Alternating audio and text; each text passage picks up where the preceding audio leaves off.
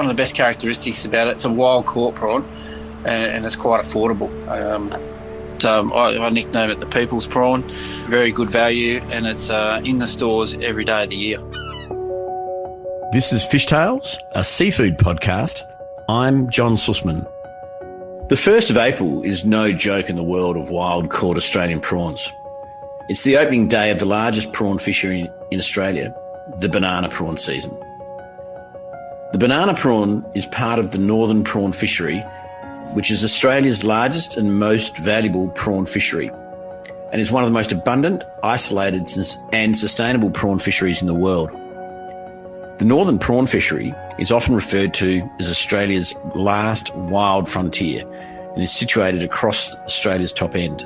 The fishery covers approximately 6,000 kilometres of coastline and a total of 880,000 square kilometres, with less than 12% of that area being fished. Austral Fisheries is Australia's largest fishing company, with a range of diverse fishing interests from Antarctica to the Gulf of Carpentaria.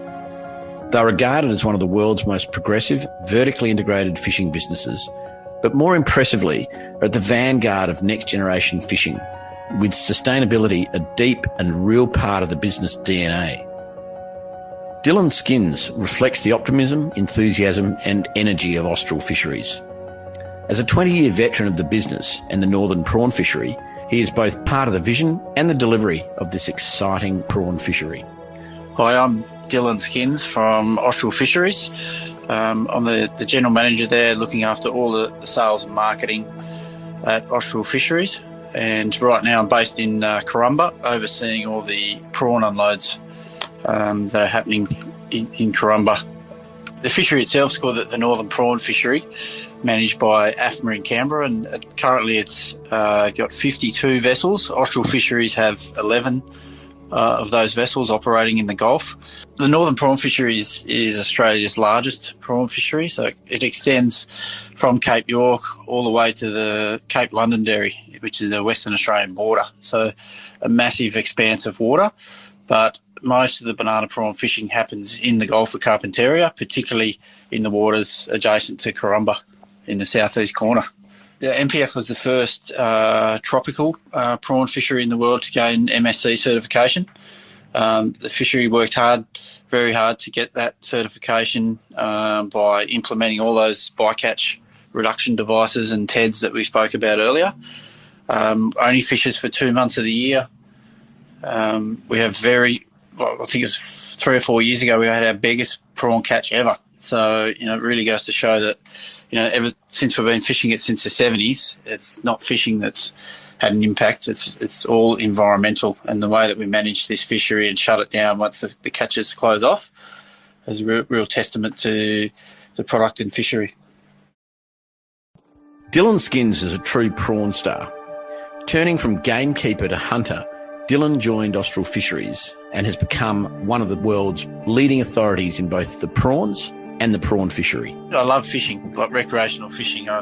If I could cast a rod somewhere, I'd be there. So I always had a love of fishing, and during school, I always thought I want to be a ranger or a fisheries officer or something like that. So I found a university in Tasmania called the Australian Maritime College. They were offering degrees in fisheries management and fisheries biology.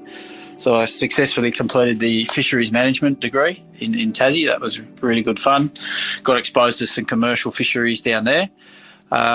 So after successfully completing the degree at the college, I was picked up by the Australian Fisheries Management Authority, AFMA, in Canberra. And my first placement there was in the Northern Prawn Fishery as a fisheries management officer. And one of my first projects there was, luckily enough, I was invited up to the Gulf of Carpentaria in their observer program to oversee the implementation of TEDs for the first year. So they are legislated and in the fishery now. So it's really good to be a part of, when they were first implemented into the fishery back in 2001. Yeah, so AFMA was for 2 years, and during that process, I actually worked in the Northern Prawn Fishery and sub-Antarctic fisheries. And during the meetings in those particular areas, I got to meet people like David Carter at Austral Fisheries and Martin Exel from Austral as well. and they offered me a position at Austral in 2002. And I was quite happy where I was, though, but my boss at the time, Trish Stone, said, you've got to go. We'd love to keep you, but Austral's too big an opportunity to pass up. They're Australia's largest fishing company. Sustainability's front of mind, and you've got to leave Canberra and travel to the west and give it a go. And 20 years on, I haven't regretted it at all. The banana prawn inhabits tropical and subtropical coastal waters. They're found over muddy and sandy bottoms in coastal waters and estuaries. Juveniles inhabit small creeks and rivers in sheltered mangrove environments. They're one of the most prolific prawns to be found in coastal Australia, but are also the prawn which is most dependent on the impact of local and seasonal weather patterns. We're probably one of the only industries in Australia that really benefits from floods and cyclones. So all the baby little banana prawns are up in the creeks and rivers, and the only way for that stock to get out into the Gulf where we catch them is flooding, major flooding events. So the banana prawn will start its journey typically as an egg or larvae out in the Gulf.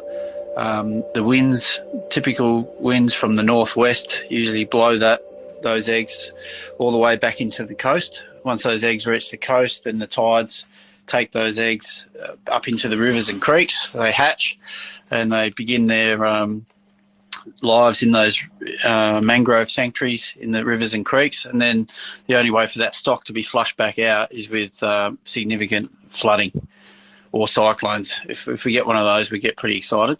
So this year, where we're based now, Karumba, at the Norman River, that unfortunately missed out on a big flushing. That's one of the major rivers that supports this fishery, and it missed out on the rain this year. And people would think normally that we'd be having a massive year this year because of all the rain events in Queensland, but unfortunately that was all too far south. So all that rain fell southeast Queensland, northern New South Wales, and the Gulf of Carpentaria pretty much completely missed out. We've had some good rain halfway up the coast and around Weipa, and that's translated into our best catches this far. So there's a real strong relationship with rainfall and catches in the Gulf of Carpentaria. With only several months of catching, this limited season ensures both a natural level of sustainability, but also demands that the fleet is as efficient as possible, using all means of modern technology to sustainably harvest the prawns. The shotgun start on the 1st of April is regarded worldwide as one of the great starts to a commercial fishing season. The season's only for 2 months. So we catch the bananas April and May. That's when they're highly concentrated in the Gulf. So we leave the banana prawns to do their spawning for the other 10 months of the year. So quite unique that we only catch the prawns for 2 months of the year. The first week is particularly important. That's when the major catches come out of the fishery. So we'll have our vessels located in the areas where they think the best catches are going to be. And it's pretty frantic. We can have the fishery can have up to 7 planes up in the air and helicopters all looking around for what we call as a mud boil. That's where the banana prawns stir up the mud and it can be seen from the air. Once the planes see those mud boils, they'll locate those, put them on the screen of the plotters on each vessel, and when the skippers wake up in the morning, they've got all these mud boil marks on their plotter and they can steam out and hit those marks. We do catch bananas at night, but generally the biggest catches come during the day, and that's because of that added extra spotting ability with the planes. So the planes will leave the Karumba airport as soon as the sun comes up. They'll get up into the air, and they've just got such a wider search capability compared to the boats just using their sounders. So once the plane's up overhead starting to spot a few marks, he'll be speaking to the skipper. The pilot will be speaking to the skipper over the headset and just informing him of the activity, the signs, what he's seeing. He might be seeing a couple of boils 50 miles up the coast. Once you've spotted that, they've got the technology that they can pinpoint that down onto the plotter on the boat. So then the boat and the skipper's got a few spots to go and check out during the day. The crew would get up for a quick breakfast and coffee, and then it's steaming straight to one of these mud boils that the plane spotted. And hopefully once they get to this mud boil, they do a quick check. they'll run over it with the sounder, and they can quickly check whether it's fish or prawns. If it's prawns, they'll shoot away straight away. They'll trawl that little patch for 10 to 15 minutes, and then the nets will come on board, and then it's all hands on deck. Then the crew are straight into sorting, grading, packing, freezing. Some of those marks can take a couple of hours to clean up, and then they get a break, or it can be on all day if that patch of prawns is pretty big. With only several months of catching, the fleet fishing for banana prawns needs to be tuned to perfection to guarantee peak performance. The vessels are regarded as some of the most technologically advanced prawn fishing boats in the world.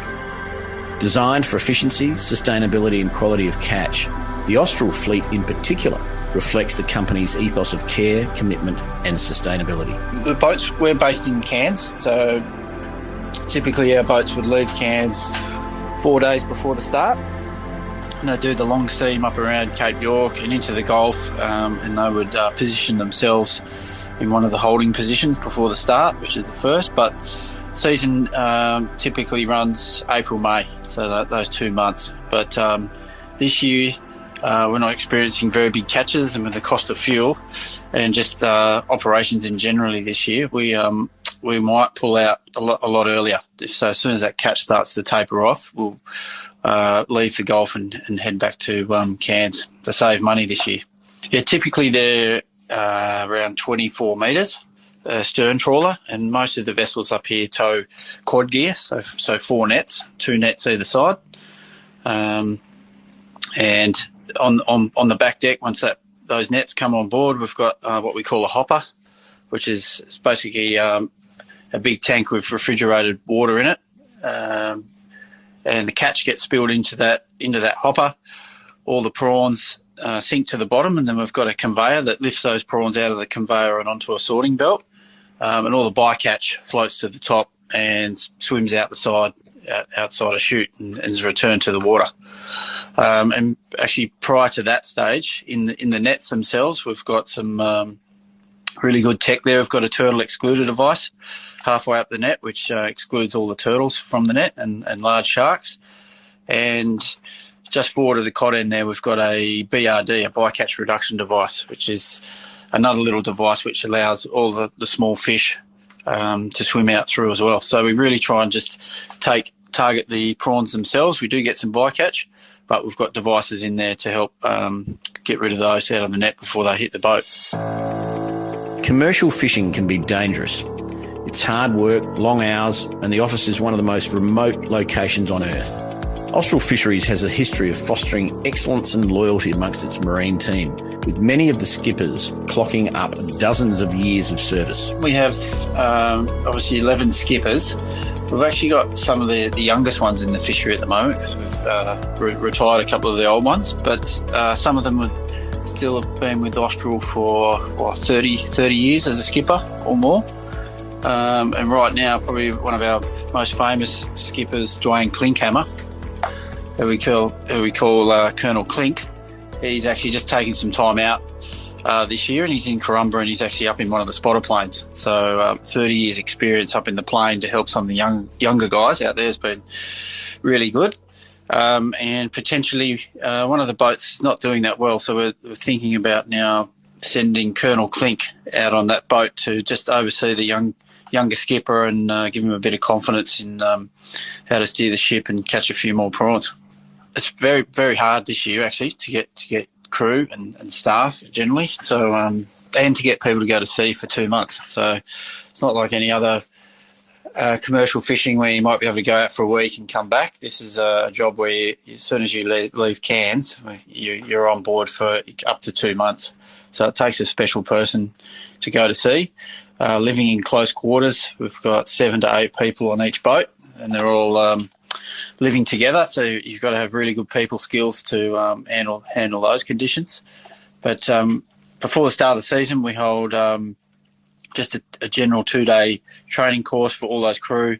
And we run through our operations, our safety, a bit of the marketing, and a few other things. And then prior to that, if some of these people that we've employed have never been to sea before, they can do a Elements of Shipboard Safety course.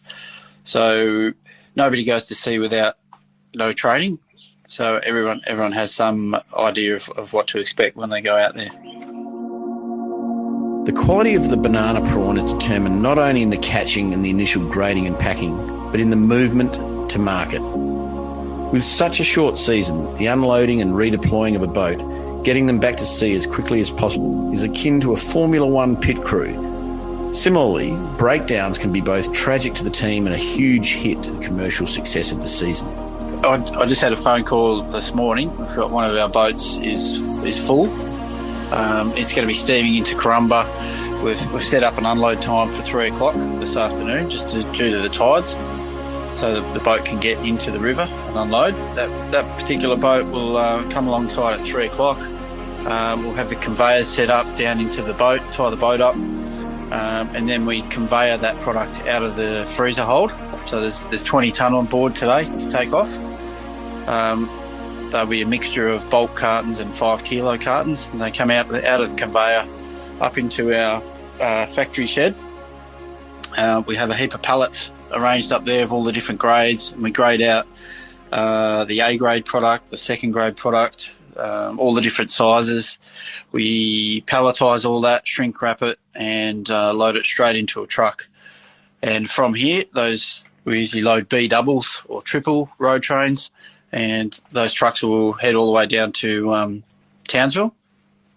They split up there, and then the single trucks will go down to Brisbane where we store the product. And in Brisbane, we either send the product there direct to the supermarkets, or we do further processing into meat and cutlets. Yeah, we just got a phone call from the skipper this morning to say he's blown up the gearbox, and he's floating about 20 mile off the coast up near Weipa, and we need to arrange a tow for him. So we're thinking about, we've got another boat that's pretty much full of prawns, and we're deciding whether that boat tows him back to Karumba, or we find another boat based here in Karumba from another fishery that can go up and do the tow job for us. There'll be cost involved. Happy to pay for that, but that's the current issue that the operations team are working through right now. It's pretty disappointing, but that is operating trawlers. Really, we need all our boats in tip-top shape for that first 2 weeks. The first 2 weeks of the season are very critical for getting the most catch out of that fishery, and as soon as you drop 1 or 2 boats, it can really impact on your final numbers out of that fishery. The hardest thing with these working vessels is they only work for 6 months of the year. We turn them on and turn them off a lot, and that's not the best thing to do for those types of vessels. So, if they've been laying around in cans on the wharf for 4 months, turned off, and then as soon as we go to turn them on, they might look okay. Everything looks okay, under not much load and stress, but as soon as the boats get all the way around to the Gulf and shoot away and start to process and wind up all that fridge plant, things start to go wrong there. And because we operate in such a remote spot, it's really hard logistically to fix those boats and fly parts in or tow them back. So definitely you've really got to have all 11 boats firing on day one as best you can to maximise your catch. The banana prawn is one of the true champions of Australian seafood. Often overlooked by the more glamorous king or tiger prawn species, the banana prawn delivers both culinary versatility and great value. Its characteristic sweetness, with bright, light iodine notes and a crisp texture, it is suited to many cuisines and preparations. A lot of different cooking capabilities with that product. Originally, when it was first found in the 70s, it was exported up to Japan, and the Japanese took a liking to it for tempura, so it was one of their most famous tempura dishes. But then the farm prawn in overseas took over, and that flooded Japan and was just too cheap, and so the Japanese went for that.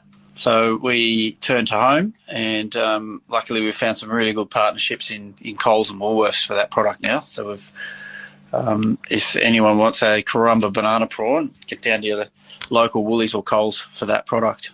But it does, cook up very well in a number of dishes. Yeah, I think one of the best characteristics about it's a wild caught prawn, and it's quite affordable. So I nickname it the people's prawn. It's very, very good value, and it's in the stores every day of the year. Building a nostalgic relationship between the source of supply of a seafood and the dinner plate can be a challenge. However, more and more, the modern consumer is demanding to know the provenance and history of the food they eat. The future in seafood is all about transparency across the supply chain. Austral is one of the most advanced seafood marketing businesses in Australia, keen to tell their story of where, when and what they catch, seeking proudly to let consumers know exactly what they do and how they do it. I think just more promotion. We've branded our product now Karumba banana prawns, and trying to get those brands into retail locations so people that have done the lap around Australia and travel through Karumba can connect with that brand. They say, oh, that's right, we're up at Karumba. We never got a feed of those prawns, but we'll take this packet of prawns home tonight and give it a try because we visited that place. But I think wild-caught seafood in general is going to be very highly sought after in the next 5 to 10 years. COVID's taught us some things about that, where people are really starting to ask for local and processed locally as well. So I think as long as the catches keep up, we look after the fishery, turn it off when the product's not there, turn it on when it is. I think we're in really good stead. And we've got that third-party MSC certification logo as well to keep up the reputation of that product. Dylan Skins reflects the exciting next generation of seafood industry leaders in Australia. Enthusiastic, professional and committed to the team he works with, his approach to delivering the best quality seafood is a reflection of the Austral Fisheries ethos. I've been doing it 20 years now and no day's the same. So today we woke up thinking we've got a really nice day. We've got an unload at 3 o'clock. Let's get ready for that. And we hear the news of one of our boats broken down, floating out at sea. No power. Have to arrange a tow for that. Every day's different. You just can't plan for it. And I think that particular incident was disappointing. It's pretty exciting that you just don't know what's coming next. And I think we were planning on a pretty big catch this year too. So we had ideas on where we were going to sell and market that product. The rain didn't fall the way we wanted to, and our catches have been pretty poor. One of the worst starts to a season that I've ever seen.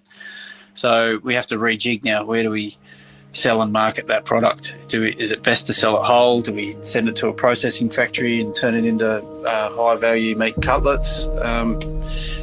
You're on your toes all the time. And then secondary to that, we operate in some really nice spots. So after work, you can head down to the Karumba Point Tavern and have a nice cold drink and watch the sunset go down while you try and think about what's going to happen the next day. The Karumba banana prawn is a reflection of the next generation of Australian fisheries, a sustainable, quality-driven production model which delivers a great everyman seafood that can be enjoyed and celebrated by all.